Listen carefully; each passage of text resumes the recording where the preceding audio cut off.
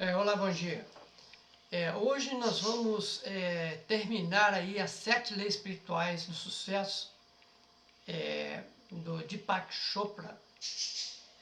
A sétima lei é a lei do Dharma. Então nós vamos aqui dar só uma pequena introdução e depois eu vou falar sobre ela. Primeiro eu vou explicar algumas coisas que eu tinha falado num outro vídeo, que eu ia explicar como que é formado o caráter da pessoa, assim, passando pelo karma, explicando um pouquinho do karma. Aí depois eu chego na lei do Dharma. Mas só para a gente ter uma ideia o que é a lei do Dharma, que é a sétima lei, as 7 leis espirituais do sucesso, a lei do Dharma. Estamos aqui para encontrar nosso verdadeiro eu, para descobrir que nosso verdadeiro eu é espiritual, que somos essencialmente seres espirituais expressos numa forma física. Somos seres espirituais que de vez em quando têm experiências humanas. Estamos aqui para descobrir nosso eu superior, ou espiritual. Essa é a primeira coisa que se cumpre na lei do Dharma. Então isso aí é só um conceito que eu dei aqui, uma introdução, e nós vamos agora entrar numa outra explicação. Depois eu volto, vou explicar, vamos expandindo o conhecimento, alargando a nossa percepção, para que nós tenhamos aí um bom entendimento dessas 7 leis espirituais e aplicar elas em nossas vidas com muita inteligência e sabedoria. E ao todo, quando nós isso começar a penetrar na gente, começar a fazer parte da nossa vida, você vai ver que as coisas vão ficar mais fáceis para o entendimento. Em todas as situações que você passar na sua vida, você vai ver que tem uma lei por trás disso aí. Além das outras que existem, tá? Então essas 7 leis espirituais são fantásticas. Então, tem uma coisa aqui muito interessante que eu tinha falado ontem, a respeito do Mundaka Upanishad, sobre aqueles 2 pássaros, certo? Eu achei um quadro aqui em casa, coincidentemente, vou mostrar para vocês aqui. Aí, esses 2 pássaros, está vendo um galho? Aí deixa eu pegar aqui, peraí. Um está no galho de cima, o outro no galho de baixo.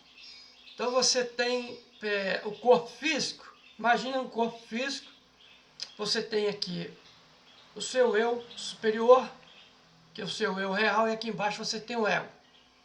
O ego é aquela parte nossa que cria o karma, que está sempre buscando prazer, buscando uma vida diferente, dentro da lei de causa e efeito, criando problemas. Então o nosso ego é aquele que experiencia aqui que está diretamente no mundo físico. E nós temos dentro do nosso corpo também a parte da potencialidade pura da primeira lei, que é o eu real, que é você, a divindade, manifestando aqui no plano físico. Então esse aqui é aquele que vive na lei do distanciamento. Então eu vou ler de novo nos Upanishads, vocês vão entender melhor. Aqui está um num galho e outro no outro, mas na verdade todos eles estão num galho central, tá vendo? Num galho aqui central. A pessoa que tirou essa foto teve a sorte de pegar os 2 pássaros separados, tá vendo? E todos os 2 olhando para um único lugar. Então o ego, né, está aqui, e o eu superior está aqui pela lei de distanciamento, e aqui pela lei do karma e ação e reação, todos dentro das 7 leis espirituais. Se vocês observarem, pode ser até coincidência, mas parece que tem 7 galhos aí, cada um correspondendo a uma lei espiritual, ok? Então eu vou ler aqui, vou ver se dá para me ler e ficar com esse quadro segurando aqui. Como 2 pássaros dourados pousados no mesmo galho, aquele galho central, intimamente amigos, o ego e o eu. Então, conforme eu expliquei, habitam o mesmo corpo, certo? E o primeiro ingere os frutos doces e azedos da árvore da vida, que a árvore da vida é aquela árvore do conhecimento do bem e do mal, as experiências, né? A descida da matéria, as experiências, passando pelas rondas, pelo reino mineral, reino vegetal, reino humano, até chegar ao reino hominal que nós estamos hoje, caminhando para os reinos angélicos. Quem sabe, né? E da vida. E o segundo vê em seu distanciamento. O segundo é esse de cima, que é o seu eu real, que é você, é o indivíduo no plano cósmico, é a mônada. Então esses dois compartilham no mesmo corpo, cada um executando aí uma função. Mas nós temos que caminhar pela lei do Dharma para esse de cima aqui, até chegar ao ponto de nós termos o autodomínio, o autocontrole, pela lei do distanciamento, pela lei do mínimo esforço, sem resistência, pela lei da potencialidade pura, que é a primeira, pela lei da doação, que é realizando os trabalhos espirituais, e pela lei do mínimo esforço, pela lei de causa e efeito, e pela lei de distanciamento, pela lei da intenção e do desejo, e pela sétima lei, pela lei do Dharma, que nós vamos falar aqui, ok? Então era isso que eu queria mostrar para vocês. Então vou guardar eles aqui, e vamos ver aí agora o passo, como que é formado o karma do indivíduo. Então o karma de um indivíduo, ou o caráter, né? Vamos falar do caráter. Primeiro começa, um momentinho só. Então, retomando aqui, eu mostrei esse quadro para ficar fácil, que isso aí é dos Upanishads, do Mundaka, do Upanishads, é um ensinamento muito antigo. Isso vem lá da Índia, entendeu? Daqueles povos lá. Então, isso, acho que a imagem, ela ajuda você a gravar, toda vez que você vê dois pássaros, você vai lembrar disso que eu estou falando. Isso é guarda isso, que isso é uma forma de você memorizar e sempre lembrar de que existem dois. E isso pode te ajudar muito a você estar sempre alerta, sempre presente, sempre lembrando de que essas leis estão em movimento o tempo todo e vai te ajudar a você ficar mais atento com o seu ego, prestar mais atenção nele. Então, a formação do caráter, isso aqui vai te ajudar também a você ter uma percepção de como que, primeiro, o pensamento, todo pensamento ele cria uma imagem que gera uma sintonia. Então o pensamento ele cria uma imagem que gera uma sintonia, que forma o quê? Um ato. Então todo ato que você tem, primeiro vem lá do seu pensamento, o seu pensamento primeiro, ele pensou, imaginou, criou uma imagem, essa imagem gerou uma sintonia, então você vai criar o ato de fazer as coisas, repetidas vezes. Então aquele ato, você vai repetindo ele, vai criar um hábito. Então você pode pegar a pessoa que fuma, o ato dela, ela primeiro pensou, imaginou ela fumar, criou uma imagem fumando, depois ela vai ela cria uma sintonia com aquele ato, então o ato vai formar o hábito, que repetidas vezes vai formar o caráter do ser humano. Então você pode ter os atos positivos como atos negativos, ou atos positivos como atos negativos, que vai gerar o seu caráter. Entendeu? Então isso tudo começa no pensamento, que forma o seu caráter. Então isso tudo está dentro das filosofias. Esse é o ensinamento básico do destino. Isso mesmo. O caráter é o destino do ser humano. Então o seu destino, ele está em função do caráter que você começou, que você formou pelo pensamento. Então isso aí é uma sequência que vocês procurem gravar isso. Gravem isso que eu estou falando, que isso aí é a base de todo o ensinamento místico, esotérico, Rosa Cruz, teosófico, filosófico, tudo. Porque o seu destino vai depender lá do seu pensamento.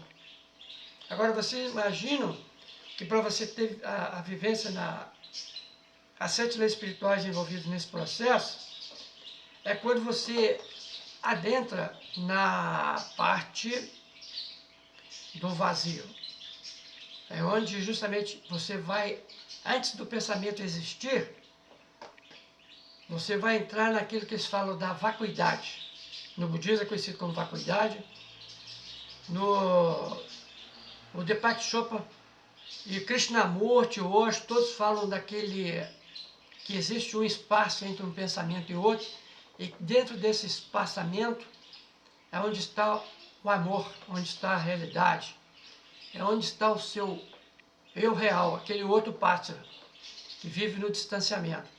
Então, isso é bem profundo, por isso que eu queria falar nisso, porque isso é bem profundo, porque as 7 leis espirituais, principalmente a potencialidade pura, e a lei do mínimo esforço, por exemplo, não criar resistência, está ali dentro do manifesto, tudo isso é o não manifesto, é a criatividade. Está antes do pensamento. Quando o pensamento entra, é que vem essa sequência de coisas que eu falei aqui antes, até formar o destino da pessoa. Começa com o pensamento, o ato, hábito, é, é, caráter e destino. Então isso, guardem bem isso, porque os Upanishads, eles, lá no Bhagavad Gita, Arjuna, a conversa de Arjuna com Krishna, tá, com aquele diálogo muito importante, está no Gita, e vai acabar caindo nisso também, porque aquelas famílias, aquele que ele destruiu os seus inimigos, que na verdade era a família dele, nada mais nada menos que são pensamentos, formas de pensamento, que são, é tudo um processo de transformação. Então vivenciar o momento presente é estar praticamente energizando esse grande espaço entre um pensamento e outro. Isso só é conseguido e obtido quando se está em silêncio, quando está em meditação passiva, quando você está em lei de distanciamento, como apoiado no ponto do pássaro que observa, o observador, a testemunha, mas a testemunha além daquilo que você está observando. É quando o observador e o observado se fundem, ou quando aquilo que você busca já é buscado. Você está buscando algo que você já tem em você. Então, o buscador é o buscado. E no budismo é conhecido como a vacuidade, ou além do tempo e espaço. E na física quântica é conhecido como o campo das infinitas possibilidades. O Einstein falava o campo unificado, outros falavam o Deepak Chopra, a potencialidade pura também, e outros falam, outros físicos mais famosos, conhecidos, como Amit Goswami, né, fala do campo da infinitas possibilidades, ele falava da não localidade. Amit Goswami fala do universo não local. Sheidrak fala de coisas também relacionadas aos campos morfogenéticos. Está no campo morfogenético. E o esoterismo fala que esse campo morfogenético, que é o campo das infinitas possibilidades, é o corpo vital, né? Ou o corpo astral. Então tudo está dentro, tudo está interrelacionado. E essa inter-relação, quem fala muito é o David Bohm, aquele cientista que teve com o Krishnamurti, que trocou diálogo com ele e Rupert Sheldrake. E teve outros também, tá? Então tudo isso, gente, é o campo das infinitas possibilidades, da potencialidade pura, onde vocês encontram o seu eu real, aquilo que realmente você é, aí dentro. Então vou fechar esse assunto, agora vou entrar na lei do Dharma. Fique com Deus, muita luz, muita paz, gente. Namastê a todos.